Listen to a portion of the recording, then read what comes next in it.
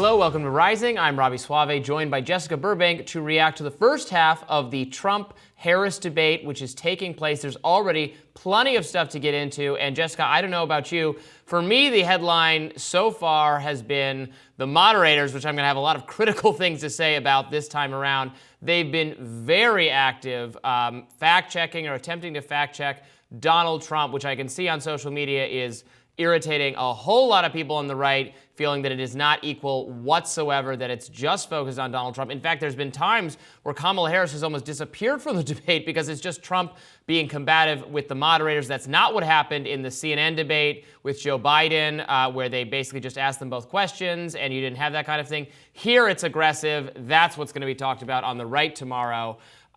What's your reaction so far? Yeah, I think if they want moderators that are not going to have to interject and correct the record on what's true, they should just find a candidate who doesn't lie constantly. He said he actually won the election in 2020 and the evidence is there. He said Walls is for the post-birth execution of babies. He talked about post-term abortions after 9 months and after birth happening.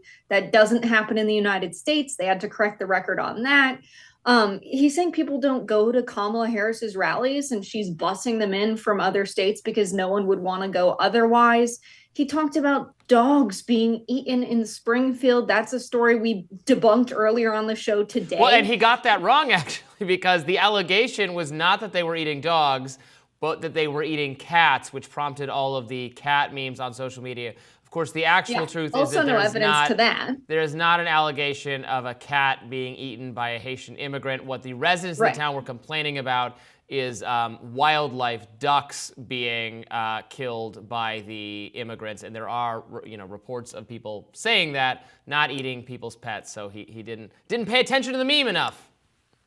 Yeah, I guess not. He talked about the FBI reporting that crime is down, that's actually wrong and not factual. He talked about the fact that he believes the president and vice president can sign bills into law without Congress. So he said a lot of things that are just plainly not true.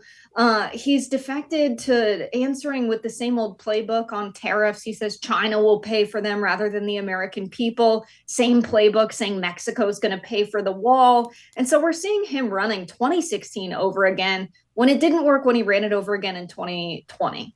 Yeah, but what I want to know is why, and that's all fine, and that's Kamala's job to call that out and to correct him if he's exaggerating or saying things wrong. The moderators are helping her tremendously. She was not really pushed on. I mean, I am very against tariffs. I think Trump's tariffs are a bad policy. I think Biden's continuation of the tariffs was a bad policy. And she kind of got asked about that, and she didn't answer that at all. Well, you're criticizing his economic plan, but isn't there tremendous amounts of continuity on that? I did want to bring up something she alluded to very early on that a lot of people described as acknowledgement of the lab leak theory. So here's the exact quote of what she said. She said, talking about COVID and China, that what Donald Trump did, let's talk about this with COVID, is he actually thanked President Xi for what he did during COVID. Look at his tweet, "Thank you, President Xi," exclamation point. When we know that Xi was responsible for not giving us transparency about the origins of COVID. Now, that could, I guess, just be transparency about wet market or that kind of thing. But I saw RFK Jr., for instance, on Twitter interpreting that as an ode to the lab leak, which is showing, if that's what she meant, we've come a long way in this discourse that now the Democratic presidential candidate is also talking about it. Right. I will say the moderators are journalists. They have a duty to their viewers to ensure that the truth is said on the channel. What stood out to me the most is the conversation around abortion. You had Kamala Harris talking about in detail what women are going through thanks to the abortion bans that went into effect after Roe v. Wade was overturned, thanks to the Trump-appointed Supreme Court justices. She did a very good job detailing that there are women who are struggling with miscarriages, who have to bleed out in waiting rooms because doctors are afraid to operate because they don't know if the procedure that's required will be considered an unlawful abortion. When asked if he would be someone who wouldn't sign a federal ban, he was actually asked about J.D. Vance, who said he would sign it, even though Trump is saying, he wouldn't sign something like that. Nothing like that would ever come before his desk. He says he never talked to his own vice presidential pick about that. So if Donald Trump, for whatever reason, isn't able to serve in office, we will have someone in office who will sign a ban. he had no answer for Kamala Harris talking about people leaving his rallies early and him having no vision for America spoken to at these rallies, that is just all about himself and fictional characters. That I think really got under his skin. She said they leave early from exhaustion and boredom, and he didn't like that. He also wasn't able to answer on how he killed the bipartisan border bill. He was directly asked about why he decided to torpedo that piece of legislation when Kamala Harris accurately pointed out that he chose to run on the issue of immigration instead of do something about it. Yeah, he didn't address that at all. She didn't address when she was asked about it, her flip-flopping on a variety of issues. She said she was going to, but then she didn't really.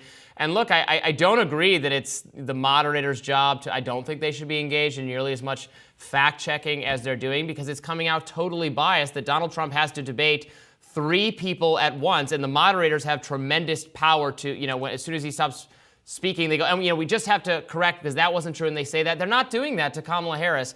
I think the hands-off approach that, for instance, Jake Tapper and Dana Bash took during the first debate was far superior to what we're witnessing here, and there's going to be, but it's having an effect. I agree that it's working to hurt Trump. He has been somewhat rattled so far. Kamala has lured him into a couple areas of discussion that are not particularly productive for Trump, talking about, yes, for instance, the rallies and that kind of thing, having him talk about his business record and that kind of stuff. We're way past that. He needs to be hitting how the policies of the Biden administration have failed the country on the economy, on immigration, how Harris is a part of those policies. Turn it back on that at every time.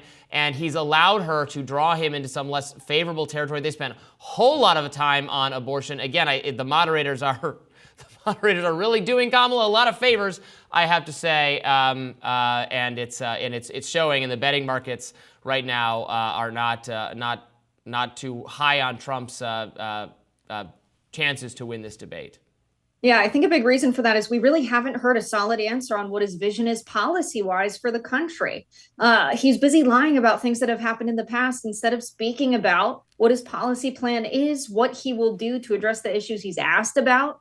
And so what we have is, yes, he's lying a lot. Kamala Harris isn't getting fact-checked by the moderators because she doesn't have a loose interpretation of the truth. She's not up there lying like he is. But he definitely, I would agree, is taking the bait. It's like when you're fishing, there's sunnies, which are something that will just bite at anything that flashes. That is Donald Trump tonight, absolutely. Yeah. Do you think, Robby, Kamala Harris got under his skin a little bit with some of these questions? What's that? I do think she's gotten under her skin, yes. Yeah, I do think I think that but part of that is he's willing to take the bait.